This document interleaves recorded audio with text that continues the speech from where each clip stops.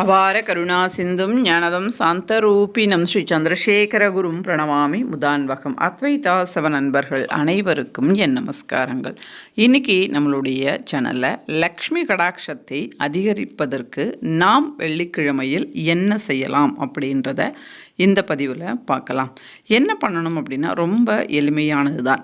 ஒவ்வொரு பௌர்ணமிக்கும் நாம் வெற்றிலையில் வெள்ளிக்காயன் நாம் வச்சு சொஸ்திக்க போட்டு அதை சந்திர பகவானினுடைய அந்த கிரணங்கள் படும்படி நம்ம வெளியில் வச்சுட்டு அதை பீரோவில் நாம் வைப்போம். இதன் மூலமாக நமக்கு அந்த சந்திர பகவானினுடைய ஆகர்ஷணம், இப்போ வெள்ளி அப்படின்னாலே அது சந்திர தத்துவம் இருக்கும். அது நாம் வெளியில் வைக்கும்போது அது சந்திர பகவான்கிட்ட இருந்து அந்த கிரணங்களை உள்வாங்கும்.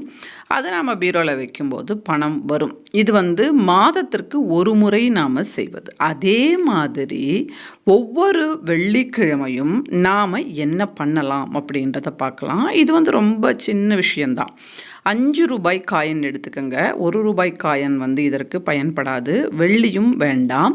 5 ரூபாய் காயனை எடுத்துக்கோங்க. எடுத்துட்டு ஒரு வெற்றிலை, அந்த பெயர்லையே பாருங்களேன் வெற்றி அப்படின்னு இருக்குது. இதுவே ஒரு பாசிட்டிவ் வைப் தான்.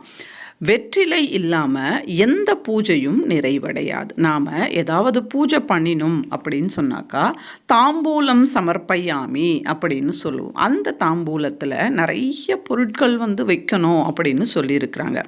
பச்சை கற்பூரம், ஏலக்காய், கிராம்பு, ஜாதிக்காய், இப்படி அதற்கு ஒரு பட்டியலே உண்டு. நான் நேரம் கிடைக்கும்போது உங்களுக்கு அந்த வீடியோ கொடுக்குறேன். அதெல்லாம் பொடி பண்ணி வச்சு நாம் தாம்பூலத்தில் வைக்கணும் அப்படின்னு.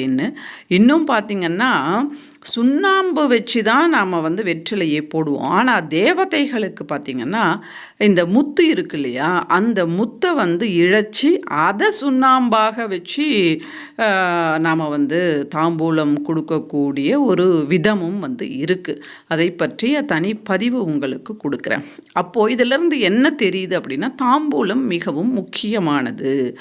தாம்பூலம் சமர்ப்பயாமி அப்படின்னு அந்த சோடச உபச்சார பூஜைன்னு சொல்கிறேன் இல்லையா, அதில் தாம்பூலம் சமர்ப்பயாமி அப்படின்னு சொல்லிட்டு பூகி பல சமாயுக்தம் நாகவல்லீர் தலையுர்ததம் கற்பூர சூரண கம்யம் தாம்பூலம் பிரகிருக்கியதாம் அப்படின்னு ஸ்லோகம் இருக்குது. பூகி பலம் சமாயுக்தம் நாகவல்லிம் அப்படின்னு இந்த வெற்றிலைக்கு பேர்.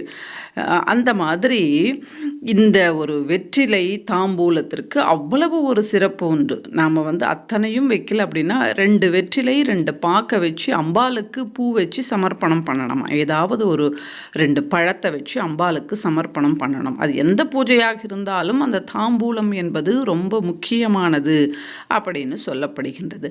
அப்பேற்பட்ட அந்த தாம்பூலத்தில் முக்கியமாக இடம்பெறக்கூடிய அந்த வெற்றிலையில் அவ்வளவு ஒரு சக்திகள் உண்டு.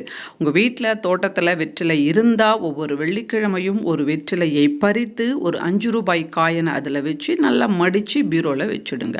அடுத்த வாரம் அடுத்த வெள்ளிக்கிழமை வரும்போது அந்த ஒரு வெற்றிலை 5 ரூபாய் இருக்கக்கூடியதை அப்படியே எடுங்க. அந்த பழைய வெற்றிலையை கால்படாத இடத்துல செடிக்கு கீழே மரத்துக்கு கீழே போட்டுடுங்க. மறுபடியும் புதுசாக ஒரு வெற்றிலையை மடிச்சுட்டு 5 ரூபாய் காயன், பழைய 5 ரூபாய் காயனையே நீங்கள் அதுக்குள்ளேயே வச்சுட்டு பீரோவில் வைங்க. இப்படி வாரம் நாம் மாற்றும்போது அந்த வாரத்திற்கு உண்டான அந்த பண ஃப்ளோ அப்படின்றது, பண வரவு அப்படின்றது நமக்கு நல்லபடியாக இருக்கும் அப்படின்னு இதில் இருக்கக்கூடிய ஒரு ரகசியம், வெற்றிலை ரகசியம் இது. அதனால் ஒவ்வொரு வெள்ளிக்கிழமையும் இதை நீங்கள் தவறாமல் செஞ்சுட்டு வாங்க. படிப்படியாக மாற்றங்கள் என்பது நிச்சயமாக நமக்கு ஏற்பட்டே தீரும். இப்படி ஏன் பீரோவில் வைக்கிறோம் அப்படின்னா, நம்ம பணம் அப்படின்னாலே பீரோவில் தானே வைப்போம். அதனால் இதை நாம் பீரோவில் வைக்கும்போது நமக்கு பண வரவு என்பது அதிகரிக்கும். அதனால் எல்லாருமே செய்யலாம். எங்ககிட்ட பணம் இருக்குங்க, நல்லா வருது, ஆனால் வீண் செலவு ஆகுது அப்படின்னாலும் செய்யலாம். எங்ககிட்ட பணம் இருக்குது, ஆனால் இருக்கக்கூடிய பணம் மென்மேலும் பெருகணும் அப்படின்னு சொன்னாலும் செய்யலாம். பணம் சம்மந்தப்பட்ட அத்தனை ஒரு நிலைக்கும் இந்த ஒரு வெற்றிலை 5 ரூபாய் பரிகாரம் நல்லா நமக்கு பயனை தரக்கூடியதாக இருக்கும். இந்த வீடியோ பிடிச்சிருந்தால் லைக் பண்ணி, ஷேர் பண்ணி, சப்ஸ்கிரைப் பண்ணுங்கள். மற்றும் ஒரு அற்புதமான பதிவில் மறுபடியும் நான் உங்களை சந்திக்கிறேன். அதுவரை நன்றி, வணக்கம். ஸ்ரீ மகாபெரியவா சரணம்.